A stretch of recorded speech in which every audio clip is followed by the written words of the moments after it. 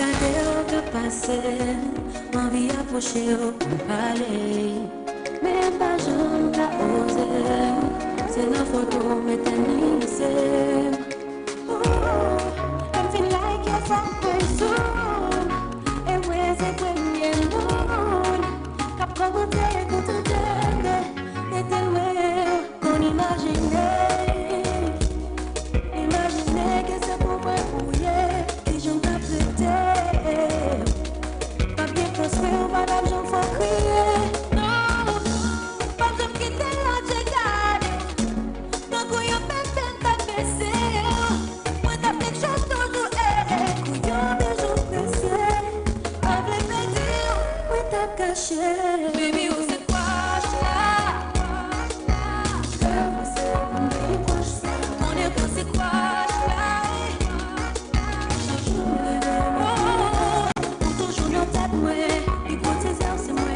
Pour dominer moi, pour t'aider pour moi. Avant, baby, quoi, là? Chaque le mot, m'en fie à votre pour me dire comment me file. Même bloqué par quel courage pour me jouer comme on fait. Qu'aime c'est pour, mais si seulement t'as joué dans le genre au feu. Quelle réciprocité pour nous fusionner, pour nous vivre comme un seul. Nous m'a regardé sans toucher, fantasme sans coucher. Ou de mon pas qu'on aime, obligé de rester sans toucher. Ou madame sans moucher, ou pas pour moi-même jaloux, le mot à l'autre n'est que sans me coucher. Mais pourtant, m'pas parler, l'aime pas sur bouche, moi plein de l'eau, m'pas qu'à oser. Chaque jour mauvais d'hier, même pas qu'à causer. Ma patte mi haut de loin, m'pas qu'on sort c'est de moi. M'bosser à m'obséder, même pas qu'à poser. Et puis on se croche là. Ma tante qui plutôt agit pour nous lier, d'après l'homme où se décroche là. C'est quelle réciprocité, pas qu'à sous moi, just for the premier moche là.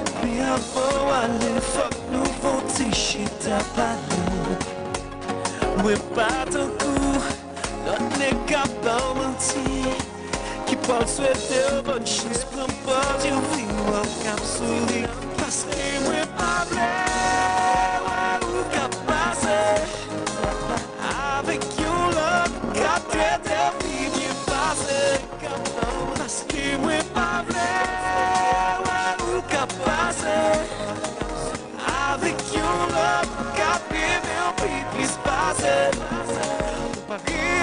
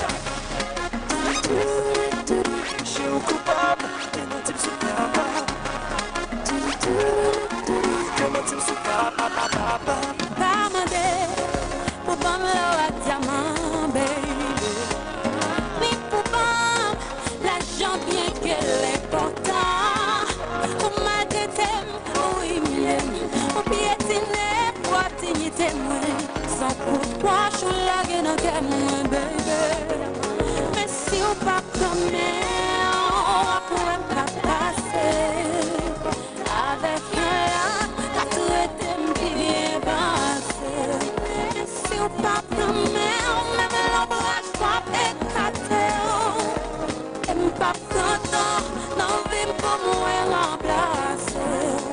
Chega com problema, gato grande que sei o que tu faz. O plano por eu já também. O pague vamos sai por ter. Se acontecer o que tu faz. O plano por eu já também. O pague vamos sai por ter. c'est où qui coupable. Je où est là, de vous qui t'aime plonger, toi qui t'aime nager.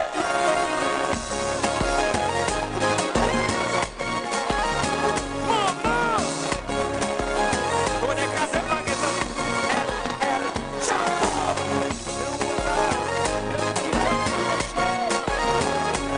by the way, nous pour qui est-ce qu'il a?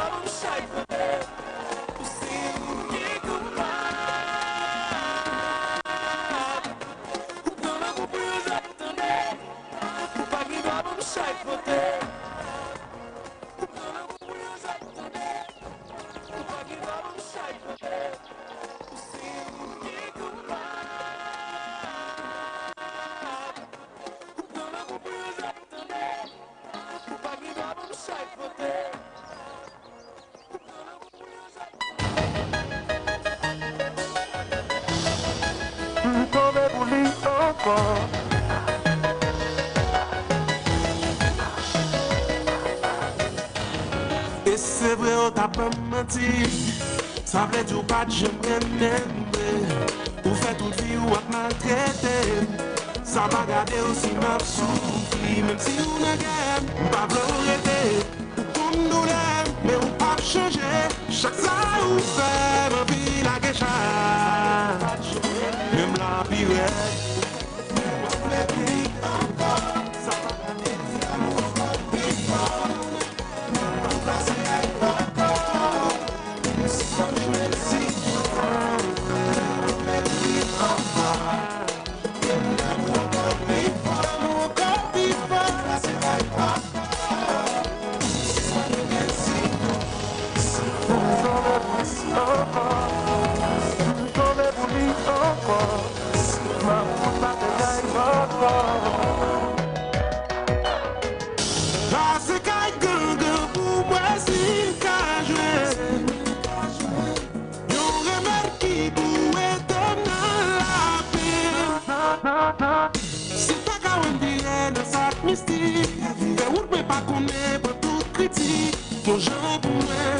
m'a si bien.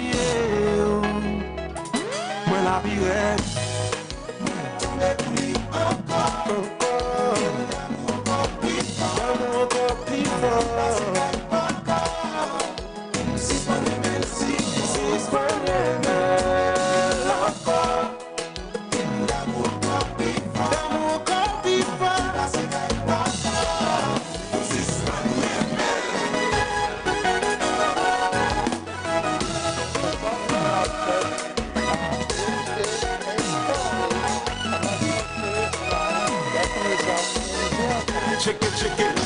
Check it, job.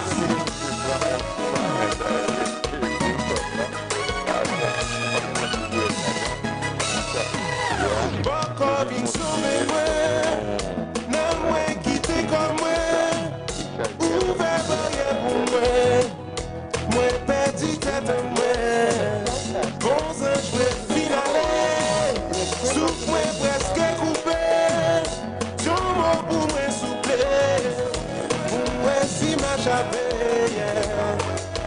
Kill it, me bral beloit. Kill me bral beloit. Me kill me bral beloit. Hey, fais-moi saisir.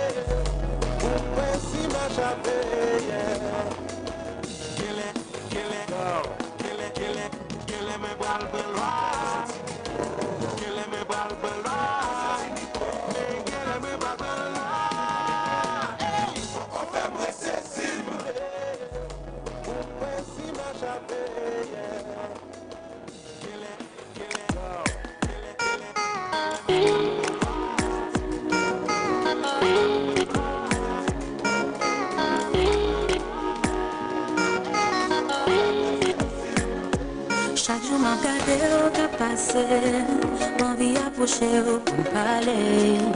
Mais pas jamais qu'à oser, c'est la photo métallisée. I feel like you're fuck way soon. Et ouais, c'est premier moon. Cap provoqué, que tout est, mais t'es ouais, qu'on imaginait. Imaginez que c'est pour moi, qui j'en t'apprêtais. Pas bien construire, pas d'argent, faut crier. Non, pas de me quitter là, j'ai gardé. Quand couillon pépé t'a baissé. Moi t'as fait chose tout couillon bisou pressé. Pas de me dire, moi t'as caché. Baby, où c'est quoi, c'est quoi,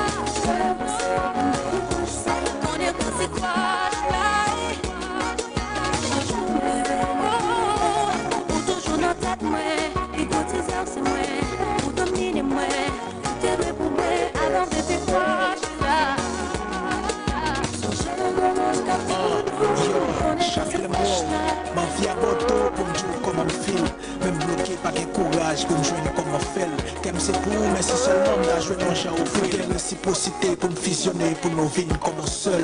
Pour m'agarder sans toucher, fantasmer sans coucher. Ou pour non pas qu'on aime, obligé de rester sans toucher.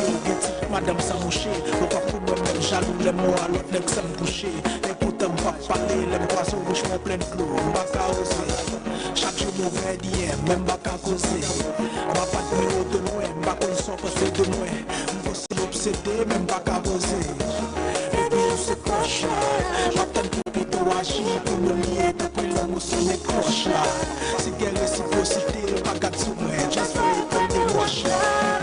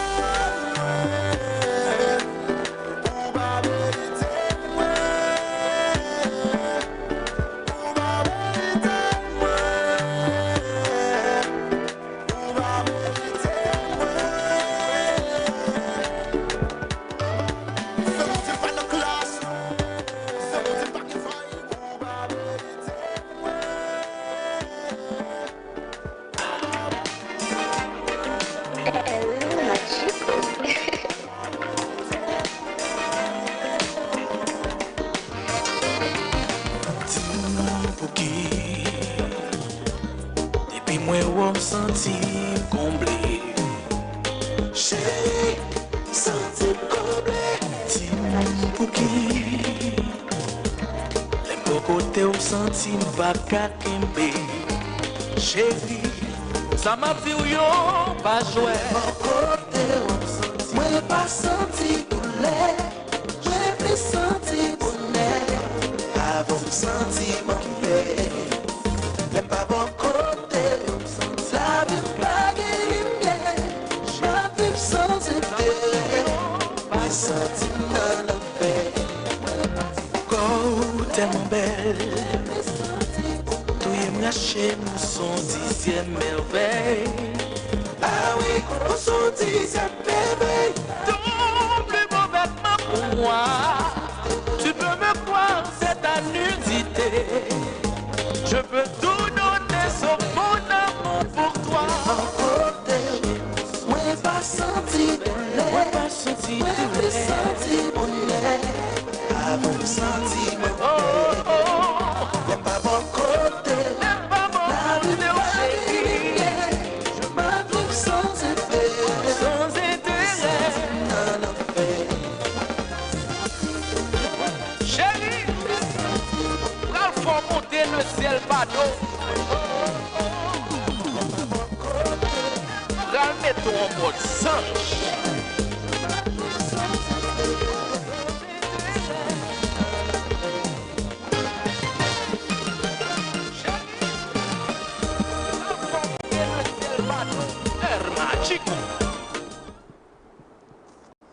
Bonsoir tout le monde, sac passé. Non, moi c'est Jeffrey Bridges.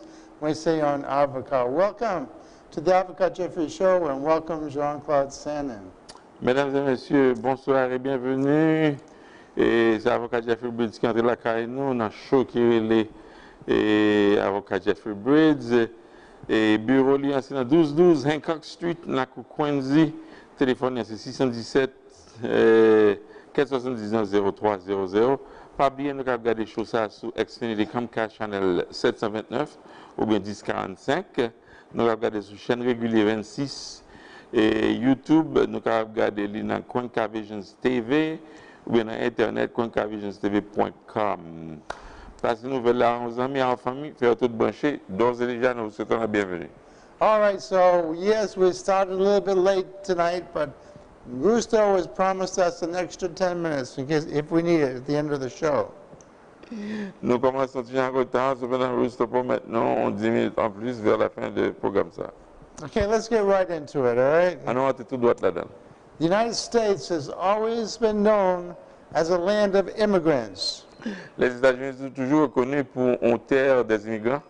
People arriving here from other countries to a new land which was referred to as the land of milk and honey. Non, puis le monde sorti dans le pays entre pas bon ici parce que tu connais comme la terre promise qui a du lait et du miel qui a coulé là-dedans.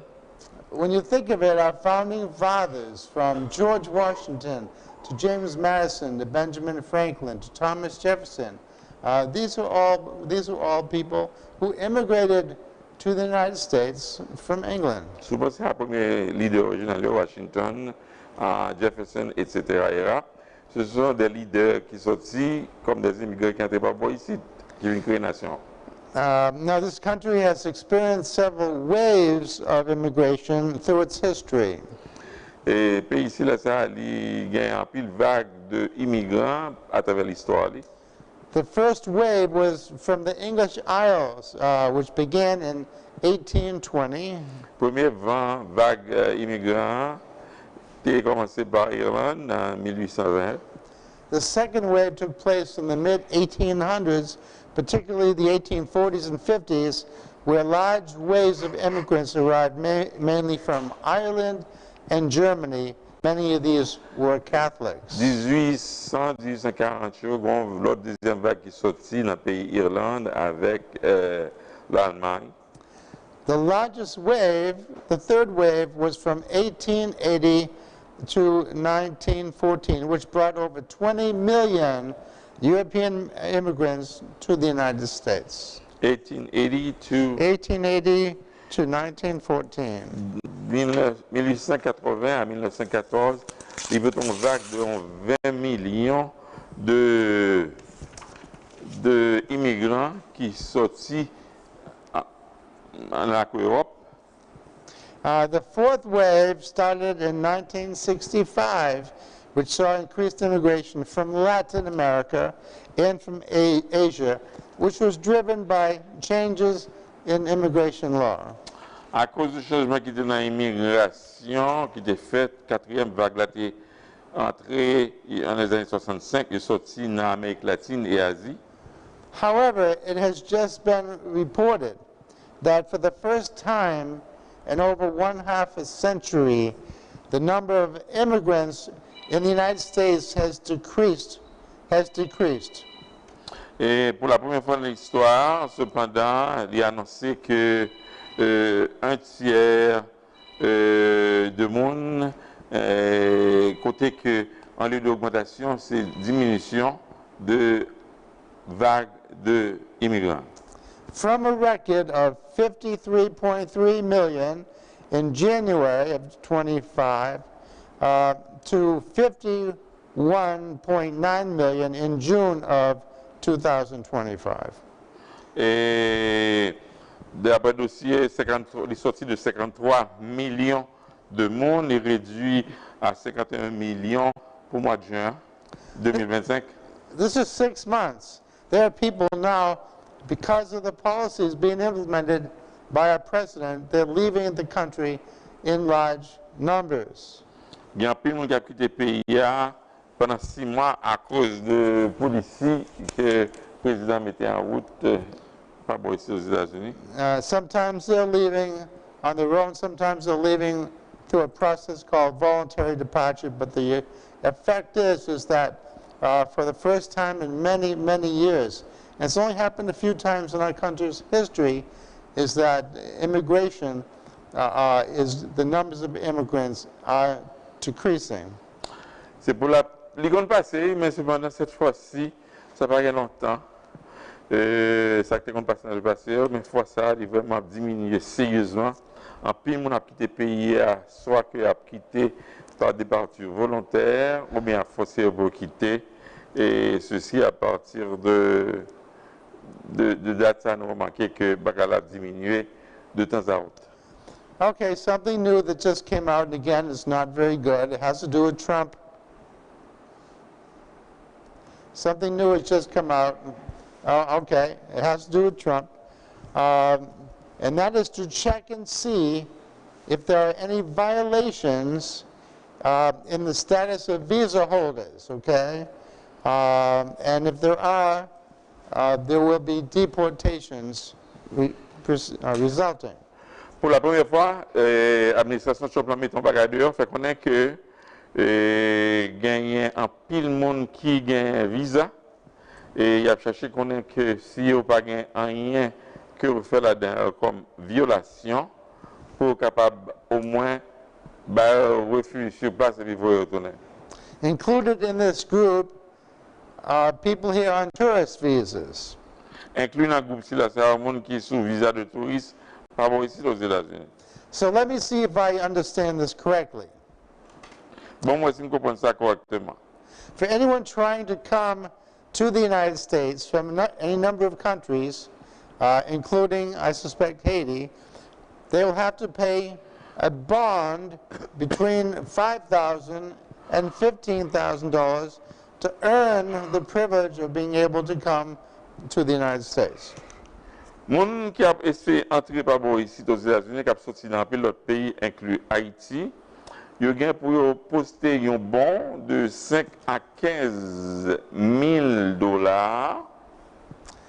And for those who are lucky enough to be here already, the Trump administration is going to examine everything that you did while you were here to make sure that you did not do anything inconsistent with your visa. Pour tout le monde qui est déjà là, qui a un visa touriste dans le président Trump a examiné qui ça que vous fait qui est inconsistant avec responsabilité en tant que un visa dans le pays. Now, this will apply not only to people here on tourist visas, but also student visas as well. Il pas seulement République qui est monde qui là avec tourist visa, mais monde qui avec visa d'étudiant tout, il va le voir un coup de sur. If anything is found, then their visa will be revoked, and if they are in the United States, they will be subject to deportation. Si vous avez joindre rien qui mal dans l'activité de temps par boy ici, eh bien, il a tout révoqué visa et puis au sujet à déportation. This means that even those in the United States approved to be in the United States could abruptly see those permissions revoked. Même monde qui pas boy ici aux États-Unis, même quand il a été approuvé pour capable là, il est capable de marquer révocation par venir. Now, the Department of Homeland Security, in the performance of their duties, Homeland Sécurité dans forme de responsabilité. will be looking for people who have stayed here beyond their permitted period of stay. Il va veiller à ce que pour regarder qu'il y a des gens qui ont dépassé la période que des supposés rester dans le pays. They'll be looking at criminal activity, Il va chercher qu'on ait activité criminelle monio. threats to the public safety, Si vraiment il y a simé la Pérez sous sécurité publique, and of course terrorist activities, which I don't think anybody has a problem with. terroriste activité, que je ne sais pas que personne n'a problème avec ça. The reviews being done by Homeland Security will include a person's social media account. Parmi la révision que Homeland Sécurité va pour faire, il va visiter l'activité nous dans social media nous. Also, law enforcement and immigration records will be reviewed from their home countries. Il va réviser ancien dossier autour de pays côté que de sortir pour connaître pas rien qui est mal.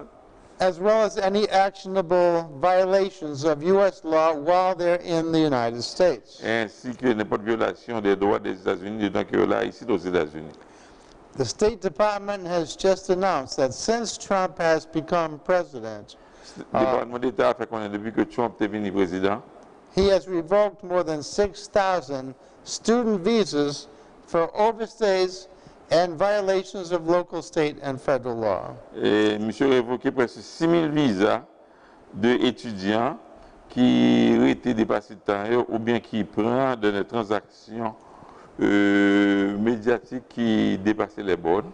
Now, how is that going to affect me and my practice? Comment ça va affecter moi-même dans la pratique? During my 30 years as an immigration lawyer, Pendant 30 ans en tant qu'avocat immigration, I've helped many people who initially came in here as visitors, moi j'ai aidé un peu de monde qui était entré ici initialement comme visiteur, but later became lawful immigrants through bona fide marriages to U.S. et citizens. plus tard qui viennent des mondes qui qualifiés sous bon mariage et qui viennent permettre qu'ils viennent résider ici. This was a very good source of business for me. Ça c'est une bonne source de revenus pour moi-même. I'm wondering if visitors are no longer be able to come here, afford to come here, because the high cost of the bond. Si que visiteurs capables de connaître entrer par aux États-Unis, surtout que vous poster un bon et puis après élevé, est-ce que vous êtes capable vraiment payer le coût? Whether that will still be available. Et est-ce que ça est toujours disponible toujours? Okay, so now I am, as I mentioned before, is that, you know, I use the word semi-retired, and I don't think a lot of people knew what the word semi. J'ai utilisé ça déjà sur les ondes de parler de semi-retraite et ne pas penser qu'un peu de monde vraiment comprendre ce que ça veut dire. Mostly what I do as a lawyer is help people get their green cards through family and become citizens through naturalization. La grande majorité du travail que je fais là, c'est aider les gens à travers famille, relations familiales pour qu'ils aient une résidence. That's not going to change. Ça ne va pas changer. I will continue to help people get their green cards through family petitions and also help people naturalize. Je suis avec des gens, jeunes visa, jeunes moyens pour venir résident à travers les relations familiales et puis aider pour venir citoyen américain. I'm even giving some thought, I'm in discussion with a wonderful woman on Blue Hill Avenue, a friend of Jean-Claude, who works very closely with the Haitian community, of starting up citizenship classes again. If I can get people who are interested in going through I would teach them so they would be prepared to go in and take and pass their test. If we get enough people to do that, I'd be willing to do those classes again. Si nous venons assez, je parle avec Madame Silassa qui est dans le bureau ce matin maintenant, même côté que Radio Concordia. Eh bien, s'il y a une possibilité, nous sommes capables de commencer une salle de classe pour aider les gens à venir faire aux citoyens américains. Now, as I teach in my citizenship classes, the Constitution is a set of fundamental principles and laws that establish our government's structure. Et ça qui est une structure de gouvernement, sont ces de principes et de lois, et comme on a enseigné dans la question de constitution. The Constitution is the supreme law of the land. C'est la loi suprême de terre là, c'est sa constitution. And it establishes the three branches of our government. Il établit les trois branches de notre gouvernement. Legislative, executive, and judicial. Législative, exécutive et judiciaire.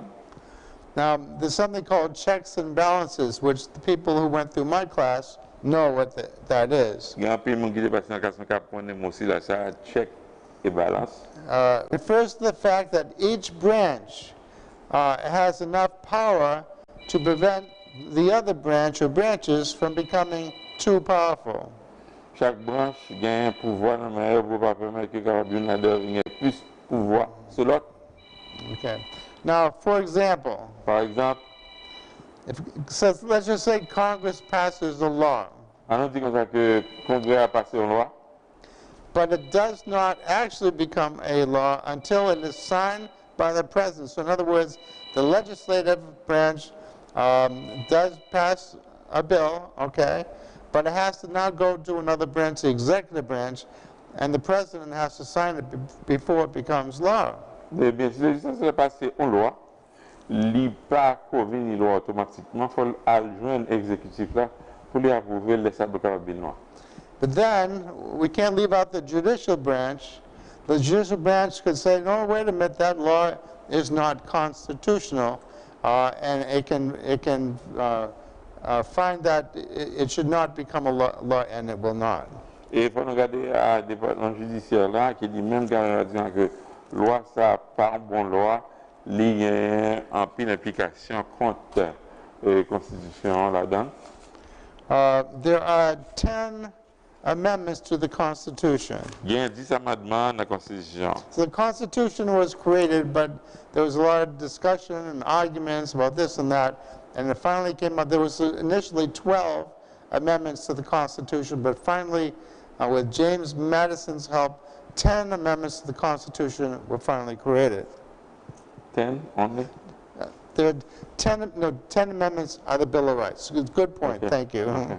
Thank you. Et après discussion sur quantité de propositions de loi qui étaient gagnées, le président Madison lui-même, il était finalement mis en rôle là sur cette question et il a abouti avec 10 amendements que vous gagnez pour nous. I'm just going to read the First Amendment to you, okay? Which many people consider the most important amendment. The First Amendment protects several rights to express ideas through speech, express ideas through the press, provides for the right to assemble or gather with a group to protest, and to ask the government to fix problems. It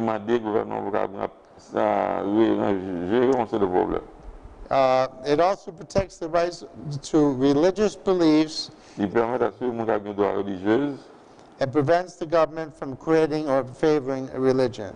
Et permettre à ce gouvernement de faire favorite ou bien créer une religion. That's considered pretty important amendments, okay? C'est un des amendements qui est très très important. Now, I'm just going to read one more amendment to you On va lire l'autre amendement comme nous-mêmes and then discuss it. et puis discuter. The Eighth Amendment Huitième amendement, bars excessive bail or fines basé sur excessif bon et emprisonnement, and also is against cruel and unusual punishment. et les comptes cruels et des punitions qui ne sont pas normales. All right. So, let's get back here. All right. All right, there's a recent court case which rendered this decision and it commented on the Eighth Amendment. I want to talk about that. Il y a un dossier qui est dans le tribunal qui est en cours que a fait une décision basée sur le 8e amendement qu'on y a. In 2022, a woman running for New York City Attorney General, New York Attorney General, En 2024, il y a une femme noire qui a couru pour poste de procureur général. Letitia James was her name. Non, c'était Letitia James. As part of her campaign speech, she was telling her audiences that she was going to go after Trump and get Trump and bring him down, but without even knowing at that point what the charges would be to bring him down. But he was going to bring him down, not let him become president, and take down his businesses. Il était dit que dans le discours, il était vraiment mettre la main sur Trump et mettre tout le business dehors sans que il parte grand préavis. Now, she eventually brought a lawsuit stating that Trump, when trying to sell real estate in New York, overvalued his properties to buyers and banks. Il fait connaître que les Trump a annoncé de cas, il mettait valeur dépassée devant banquier. Now, isn't that what people do when they want to sell things? For example, if you want to sell your car, if you know it's worth $5,000 and you got a potential buyer, you're not going to say, all right, here's a car for $5,000. You're going to say, here's a car I want $15,000. That's what people do. And then you expect that the buyer will go on the internet, Blue Book, whatever, to determine what the actual value, do his own appraisal.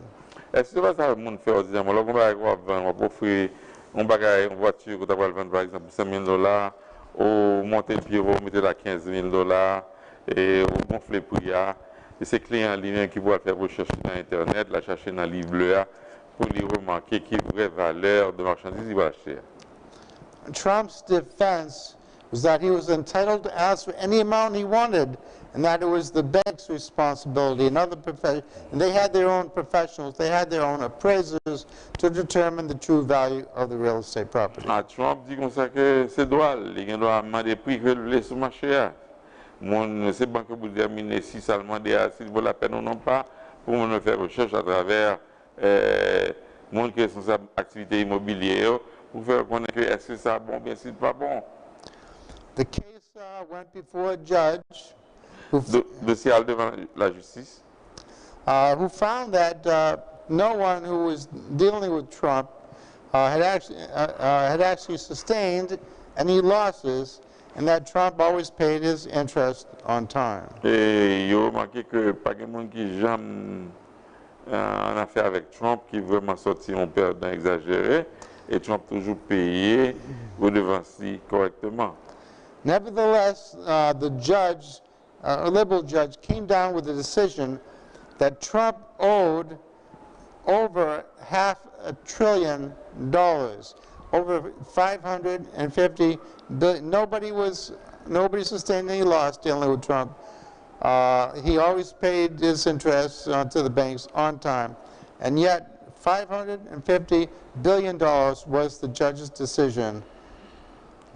Des grands juges libéraux qui, malgré tout, même quand Trump n'est pas très clair dans la situation, lui a accusé monsieur qu'il douait l'État $1 billion.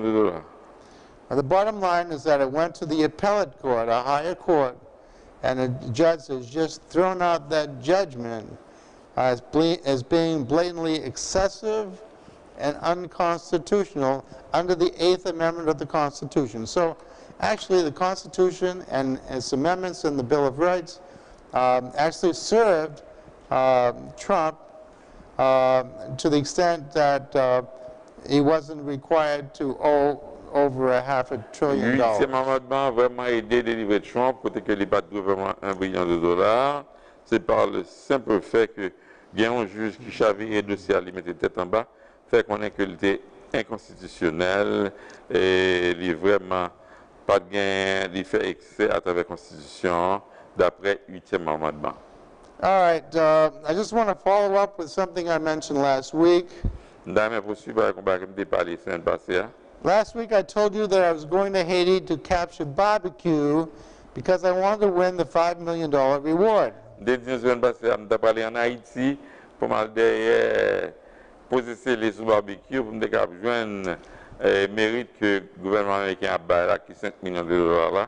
can actually honestly report that I did go to Haiti, I did capture barbecue, and I brought them back to the United States. I'm waiting for my money. I don't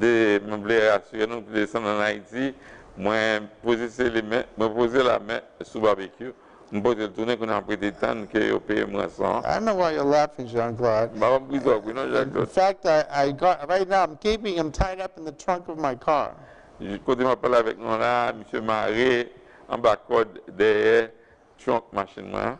Before I bring him to the feds, if anyone wants to come by and see him and take a picture of him and with barbecue, for a fee of only $25, cash only, I'm not taking any checks or credit cards, you can come by the office and do that. The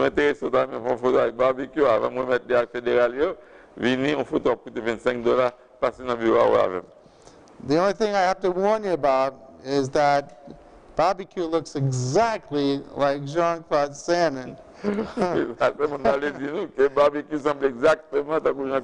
So if you see someone tied up in the back of my car in the trunk looking exactly like Jean-Claude Sannon, I'm just telling you it's barbecue, and yes, Jean-Claude, I'm going to split the money with you.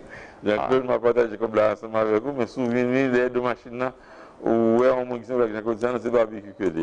I personally guarantee it's barbecue with $100 of Veronica's money. So. All right, so lastly, I'm going to actually repeat something I mentioned last week. Okay. All right. If you watch TV lately, you'll see many ICE agents searching our cities for criminals. You'll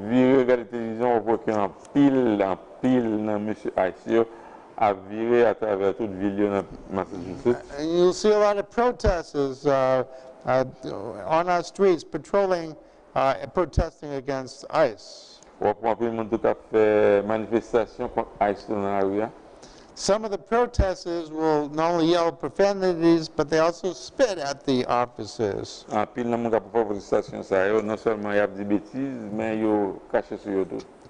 the new Attorney General, Penn Bondi, that's no longer the case.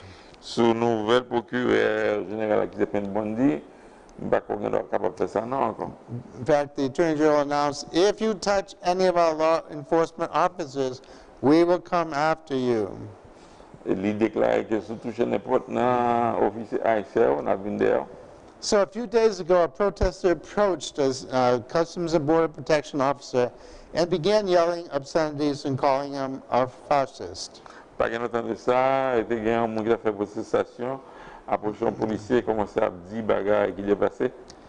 all of a sudden, the protester throws a sandwich at the officer and ran away as fast as he could. The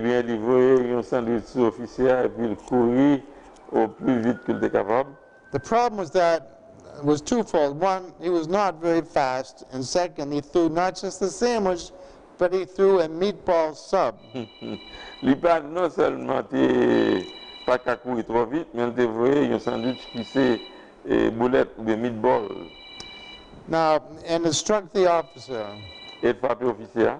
Now, if he had just thrown a smaller tuna fish sandwich, let's say, C'est ton petit tourne affiche sandwich que tu devrais être officier. He probably would have been charged with only a misdemeanor, a lesser Il crime. était peut-être chargé avec un bagage qui est très bas, un crime qui est plus bas.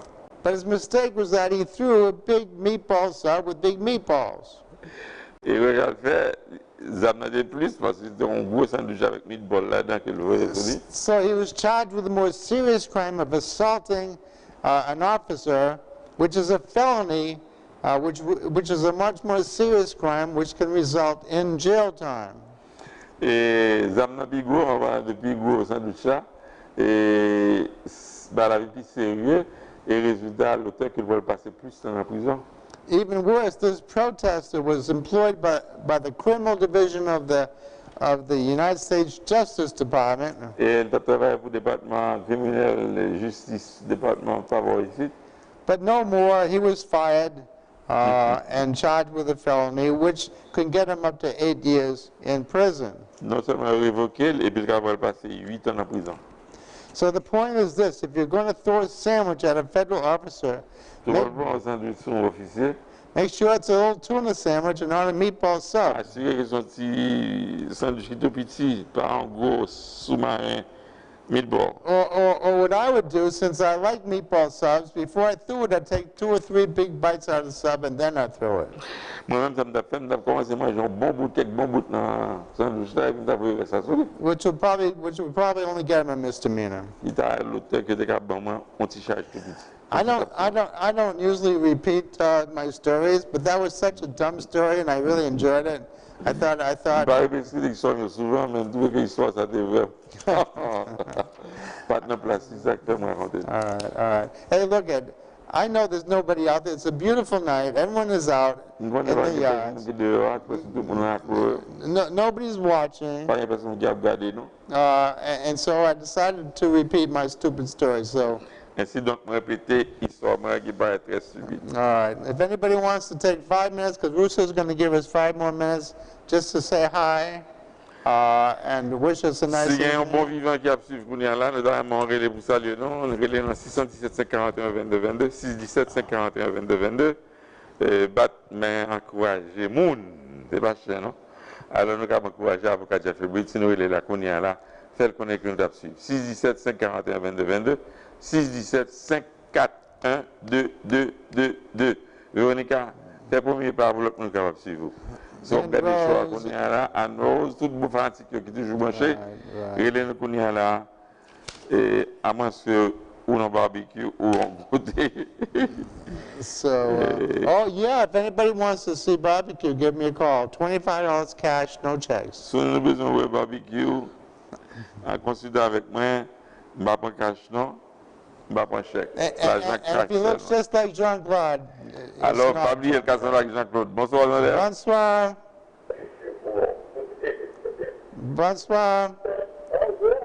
Bonsoir. Bonsoir. Yes, hi. What? I'm always looking, all right? Oh, you're always looking. Okay. Okay. All Thank you. right, very Thank good. you. Thank you. Allô, bonsoir. Bonsoir, Jacob. Oui. I have to tell them I like the joke. Oh, thank you. The barbecue joke. Oh, the barbecue joke. All right. Now he's going to look just like John Claude. So, Merci en you fil. know. 6, 17, 41, 22, 22. Bonsoir dans l'air.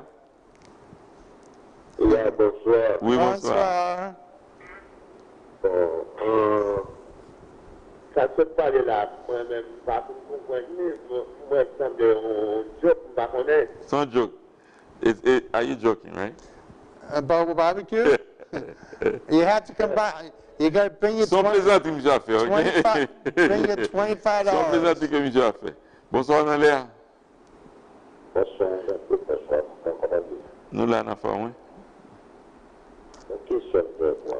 I have a question for you. Sure. Allez, Go ahead. On vient de faire chercher un petit monde.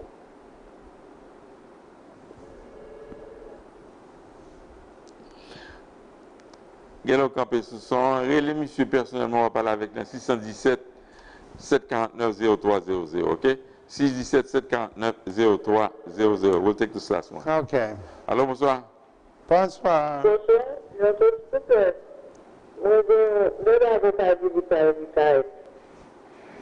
peut prendre semi-retraite et pas retraite complète. Il travaille à plein temps. En un moment où on travaille full time, il va travailler part-time. C'est ça que ça veut dire. OK? I'll still be here. Okay. I'll still be Là, here. toujours là. I'll be Okay? doing the show. Right. Là, toujours travail. Là, toujours venu faire show. What'd she ask? Yes, What'd you no say? problem. What'd you Yeah. say? I trying to explain to her what your Yeah. semi means. Semi, You that's work right. full time, you're gonna work part time. Yes, So you still be available. yes. I'll still be available. She got it. She got All it. right, good, Okay? good. All All right. right, well, look, thank you for watching the show. I enjoyed the show. I even enjoyed my dumb jokes. I hope you enjoyed them too. I will not be here next Saturday night. I'm going to repeat this show, so if you want to listen to my dumb jokes again, you can listen to them next week, and we'll be back in 2 weeks, okay? Chose ça qu'on va répéter la semaine prochaine si je veux. Bien content de ce que nous avons suivi. Nous partageons avec moi toutes les entrées que nous avons faites. Et nous prochaine quand même la semaine prochaine si je veux. Au revoir à la prochaine. Pour serviteur Jean-Claude Sanon, émission c'est pour demain si je veux 4h30 pour 6h30 dans le forum communautaire. Monde qui dans la coupe Borgton, veillez nous parce que monsieur ICE, ça est les H là, il y en a eu à convocation ensemble avec eux parce que je dis à visiter Borgton. Au revoir et à la prochaine. Passez nouvelle là.